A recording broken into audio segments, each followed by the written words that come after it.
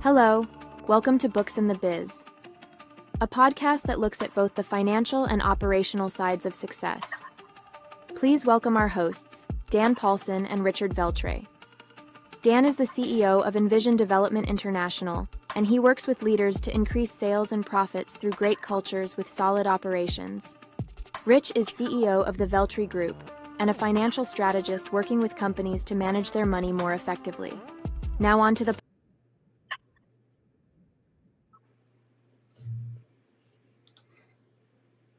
And Dan's slow at hitting the damn button. He's sitting there listening to Alice talk. Thank you, Alice. You got cut off at the end there, but we're still happy to have you on board. Rich, how you doing?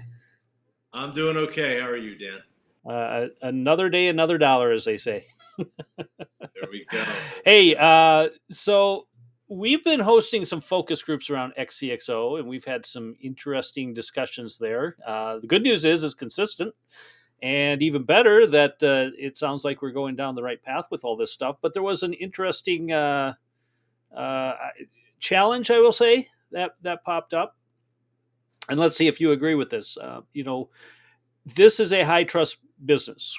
When you bring in somebody from the outside and you are basically putting your baby in their hands, because most of these business owners, you started the company, you grew the company, you know there are some challenges, but now you are basically opening yourself up to a strange person or entity to help you solve some of these problems.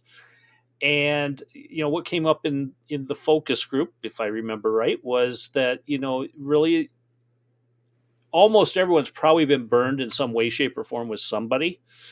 And it can be a little bit scary when you are, again, bringing somebody new in that has not worked with you for several years, and you don't have that built up trust to deal with. Right. And I thought it'd be good for us to just kind of talk about that, and we can share some of our stories that we've experienced or that we've seen. I know we're going to have one of our previous guests back on. Matt Goosey had a situation that he shared with me after our last interview. I said, it'd really be good if you kind of share that experience, because I do believe that we should be doing our part to educate people on what to look for and how to protect themselves, whether they hire somebody else or hire us. You're dealing with money more so than I am. Yeah. And we should really make sure that we've got checks and balances in place so that whoever brings us in feels comfortable that, we're doing the right thing for them, but that they know what's happening and that they can be assured that the money is staying in their bank account and not ending up in somebody else's. What's your thoughts on that? Well, I think it's a very, very big, valid point. No one knows someone's business better than the owner, founder, person who's running it. They know it the best. And if someone hands you something, specifically, I'm leaning towards the financial side because that's what I know, right? Right. But if I'm doing work for somebody and I hand them a financial report and that person just kind of puts it in a desk, I'd be worried because that means that person never looked at it. Right. Okay? That means that as much as they know the business, okay, they have a gut feel for how the business is doing, they didn't verify it with the numbers I just handed them. Okay. So my first kind of push is for the fact that if you're getting reports from the person that you're hiring or you're trying to build trust with someone, with the person, that is giving you that report, look at the report.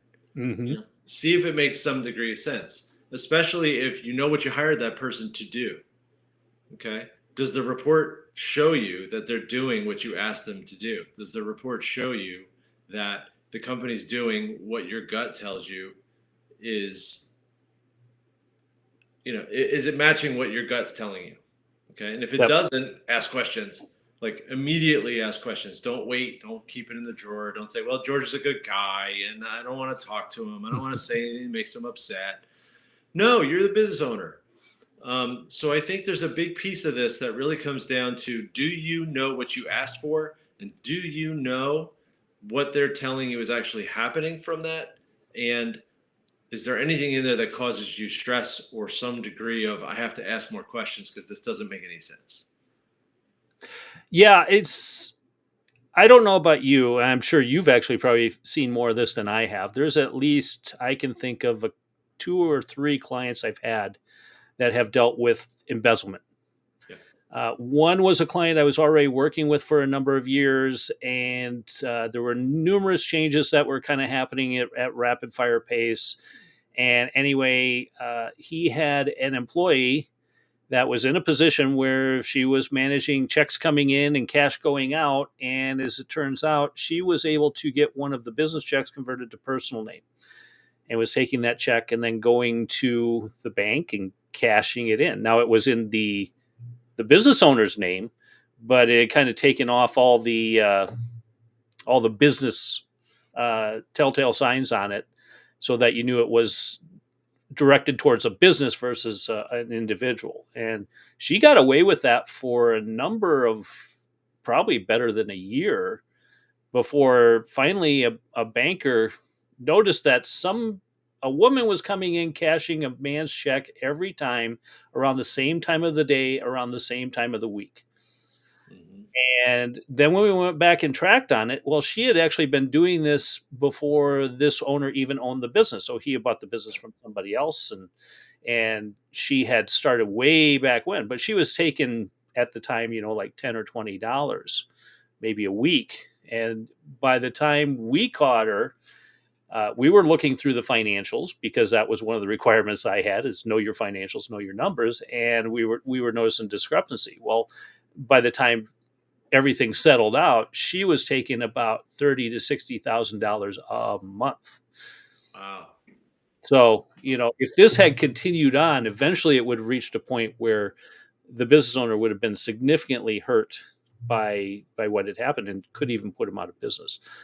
So these are things you have to watch for, and I think that's why both you and I are so stressed on making sure that people, our clients, know their numbers, they read their numbers, they understand at least the basics of what's happening. Yeah. But from your perspective, since you are the numbers guy, and since that's where most of the issues tend to happen, what what are the specific things that business owners should be looking at in their P&Ls, balance sheets? Where would somebody most likely try to hide something if they were going to try to get away with taking money? Yeah. I would focus on, if you have a CPA, if you have an accountant that's working with you, ask them about your internal controls.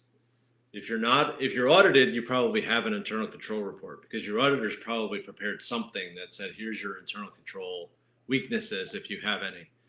And the internal controls, 9 times out of 10, if you bring an accountant in, the first thing they tell you is segregate duties. So what you just described, where you had one person handling money in and money out, okay, that's a risk.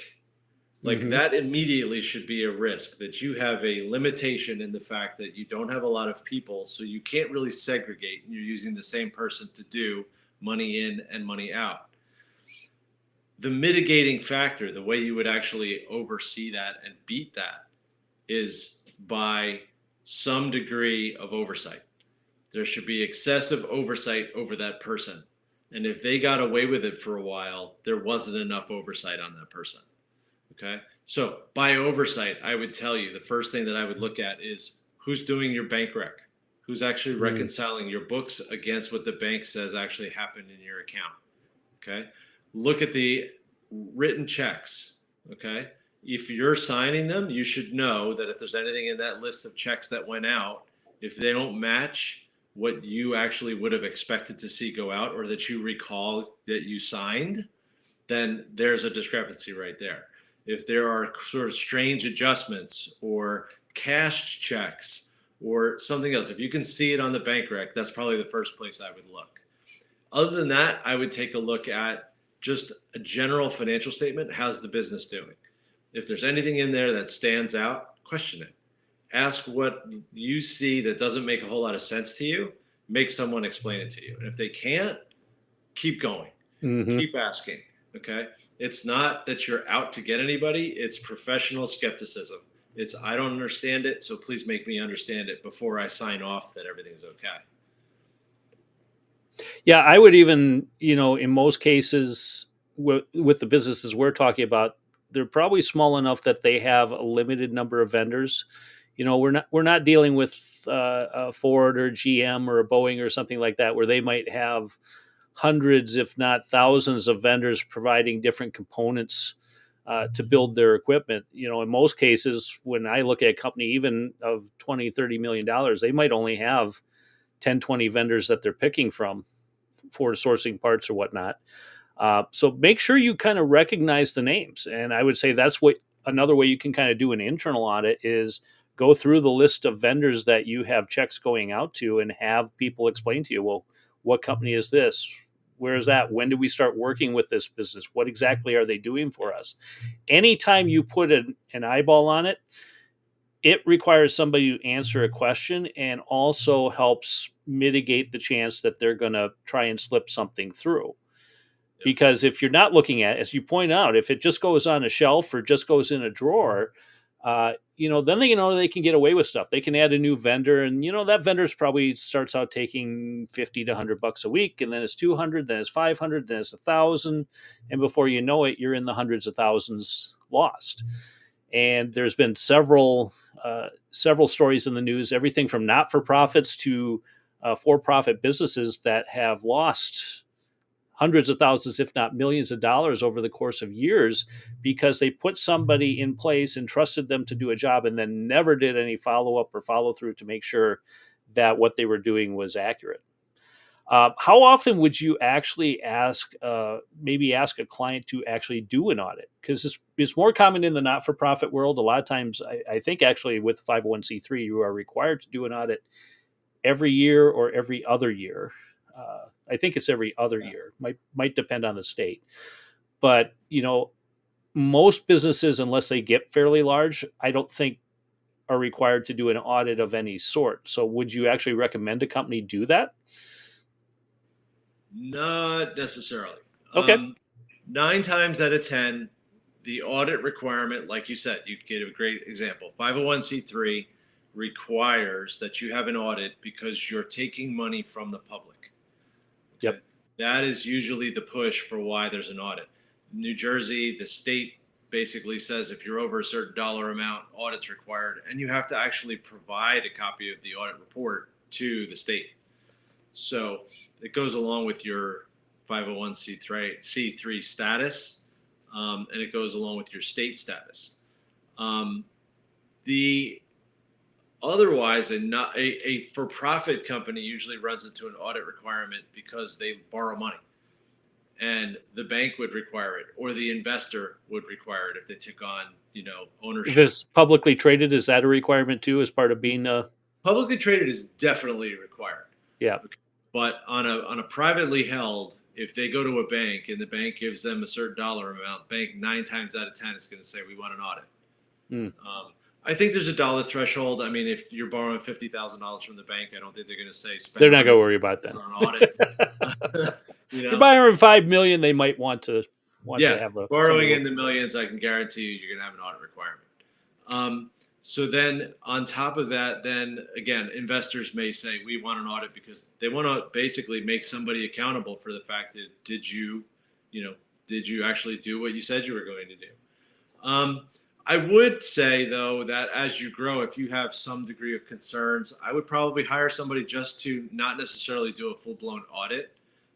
It could be an internal audit. It could be, I want someone to come in and actually control my processes inside, I don't get a report that I can hand out to a bank or to anybody else, but I get somebody who can report to me and say, yes, this is what's happening. And this is what we're going to catch.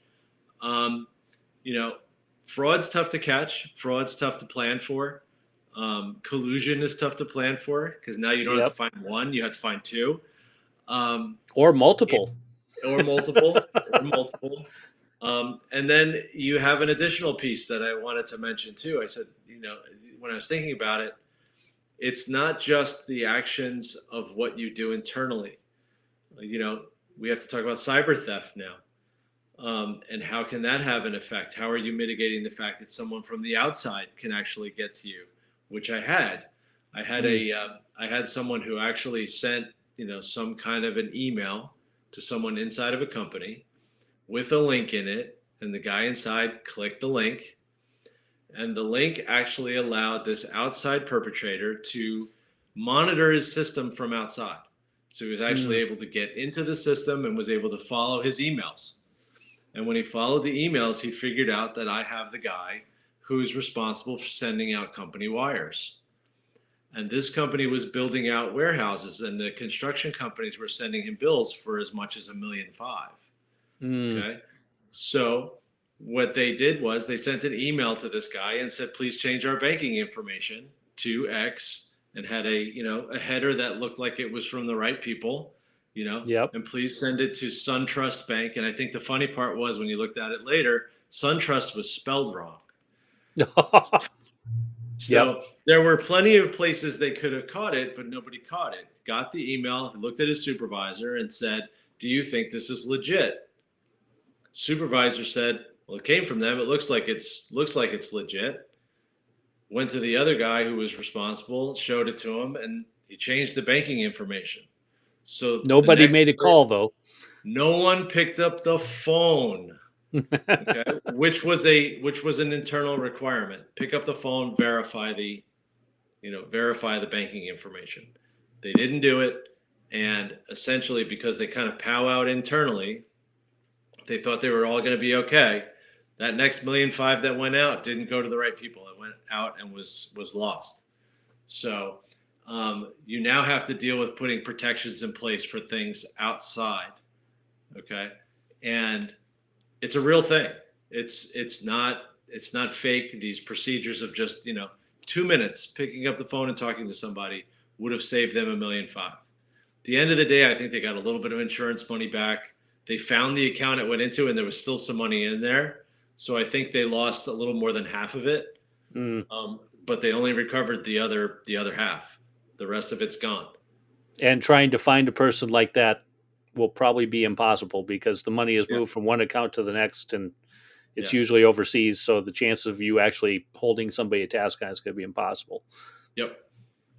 Yeah, I had a similar situation. It wasn't something I dealt with directly, but I know some people who did, where they were basically cyber hacked and held for ransom. So somebody accidentally loaded some ransomware on the system. It completely shut them down, and they're a 24/7 business. Oh wow. So they ended up having to pay in Bitcoin to get everything turned back on. And then I think a month later, the same thing happened. They double dipped. They came back again. Uh, this is why you invest. If something ever like that happens, you have to invest in upgrading your cybersecurity and upgrading your systems to make sure that whoever got in there didn't leave something behind so that they could repeat the process all over again. Because that gets really expensive, not only if you have to do it once, but then have to do it twice. And then you also have to go through the system, with somebody who is good at IT and find out where all the gremlins are hiding so you can get those taken out so they can't turn you off again. Yeah. There's another situation. I'll let somebody, they've agreed to come back on. Matt agreed to come back on, but he had a unique situation. And this is more on the operation side, where he hired a consultant, and that consultant came in, but they did something rather nefarious to him at a point of, I'll call it emotional weakness, and he'll explain a little bit more about that. But then it could have ultimately cost him his company, what this person had done. And this is where it gets really scary with people on my end, because you hire somebody like me, you're trusting them to do a task, a job. We're not directly dealing with money, but we're dealing with people and systems and process. And if you're not careful, that can be very costly as well. So anytime you bring on an operations person, a consultant, you really need to make sure that the lines of communication between you and that individual or that group are wide open. You know exactly what they're doing. They're explaining to you how they're doing it. And you are brought along the way. You're not just off in a corner letting them do whatever they do. because that's a mistake. And I see that happen a lot too, Yeah. where now we go from not trusting at all to over trusting. We bring somebody in to do a job, but then there's no checks and balances that they're actually doing what they're supposed to be doing. Yeah. And more importantly, they might be doing something that you don't understand, and they're not teaching you what they're doing or how they're doing it, which now creates a further problem when they leave, because now you got to keep those systems and processes going. So it becomes really important to make sure that you're involved in whatever process and whoever you bring into the organization, whether it's fractional or whether it's full-time, because the things we're talking about aren't unique to somebody who's just going to be there 5 or 10 hours a week. Somebody who's working 40 hours a week could do any of these things that we're discussing. And if you're not careful, that's where it gets really costly and damaging to your business. Totally agree. I think the transparency level has to be extremely high, and you can't be hands off. You absolutely 100% can't be hands off. Had another client that was similar to that. That there were plenty of ways that they should have caught the fact they brought in a fractional CFO who actually was a criminal. Oops. Yeah. And they were so hands off that they did a background check, but they never actually read it. So like the background check was in the file and it showed that the person had been in prison for financial crimes, and they made him the CFO. So that's a little scary that they let that happen.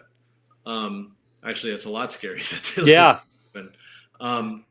But it's really what it comes down to, what I said before. You have to be in charge of the oversight. You have to understand what's happening, and you have to have accountability of the people who are underneath you. So depending how big you get the organization to go, there still has to be a level of oversight. People have to be answering to your questions to make sure that there's nothing going on that you don't know about. Right. And let's just be clear about that too. You're hiring people to make changes in your systems. Those changes are going to get uncomfortable. So you also have to know the difference between when you need to allow that change process to work its way through versus when you need to put a stop to it because it could damage your business. And that's where, again, full transparency and communication becomes so critical, whether it's financial, operations, marketing, IT, or any of those various functions that you might acquire outside help with. You really have to understand what's going on. And vague answers don't work. They should be able to sit down with you, explain exactly what they're doing, explain exactly how they're doing it, and exactly how they're communicating back to you what's successful, what's not working, what needs to change. And if they're not willing to do that, that's where things, to me, would get a little scary. So then you should really question the relationship and whether or not you should be working with that company or those individuals. So just keep that in mind. Great. Rich, anything else we need to touch on this? I think this is a good start and hopefully helpful with companies or individuals that are looking to maybe hire some outside help and just want to cover their bases. I think these were the good ones. I think these were the big ones that people really need to understand. So I think we did. I think it's good. Good. I'm sure we will have more guests on to talk about these various situations and their own personal experiences. So keep that in mind and watch for that in the next coming weeks or coming months. Rich, as always, it's fun to chat with you, and we will talk to you again next week. All right. Talk to you later. Want to boost Take it your away, sales Bob. and profits, but need the talent to help you grow? XCXO is a one-of-a-kind platform to find skilled fractional executives to help develop your team into a high-performance powerhouse. Fractional leadership is a great choice when you consider the average executive-level candidate can cost you hundreds of thousands of dollars in salaries, benefits, and incentives. XCXO finds you the executive and utilizes their talents to build your team's experience, all for a fraction of the cost of a full-time C-suite leader. Contact XCXO today to fill the gaps in your leadership team. Visit xcxo.net